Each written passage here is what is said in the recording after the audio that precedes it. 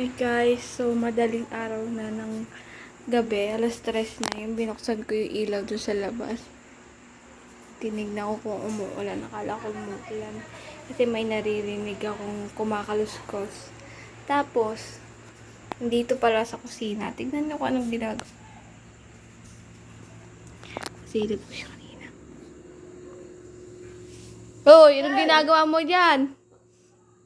Alas 3 na ng madaling araw. Ano? Ito si mami. Alas 3 na ng madaling araw eh. Kain ka pa ng kain ng pasta dyan. Bakit may oras ba yung pagkain? Nagising ako.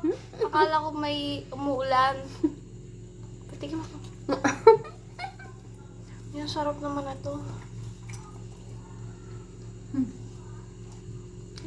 Galing pa to sa ano no? Anong restaurant yun? Daming pasta dyan ah. Anong restaurant yun, be? Anong restaurant ulit to, gal?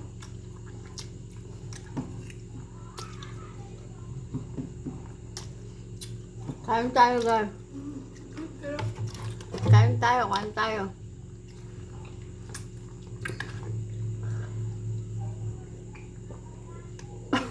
Asim.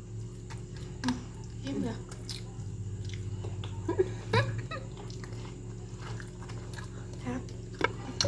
Mukbang. Mukbang na alas 3 ng madaling araw. Ay, ito pa. Gumaan na.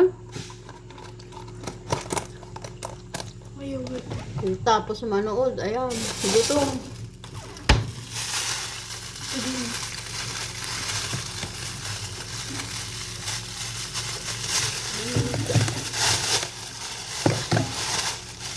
Chocolate. Meron pa dito. Okay. Meron pa dito. Ito, ay, kinain siguro ni ate kanina yung linggo na lang. Ayun na natin yan. Meron pa dito. Ay, gusto ko yan. Ay, masal ko yan. Bukas ang maga.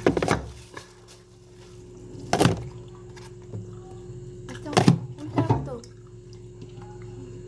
Gawa ka naman ng ano, me? Gravy. Kain tayo fried chicken. Grabe.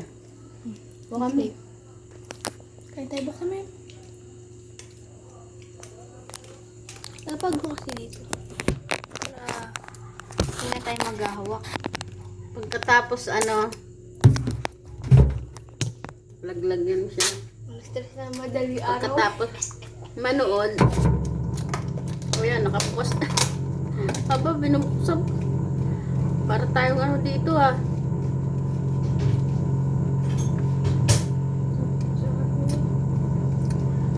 Sarap. Kain tayo, guys. Para tayo may aircon dito, nakabukas yung ah. Ang ingay na ano. Baka dito tayo. Ayan. Yeah. Dito kami sa ng rep.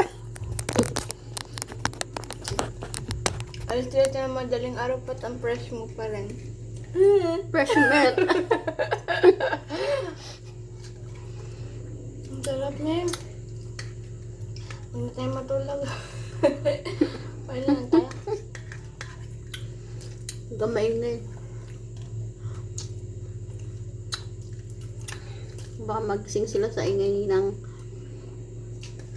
Di ba narinig lumabas ako? kain natin. Akala ko muulan na. Mm. Bilang. Oh, ulog. Ano mo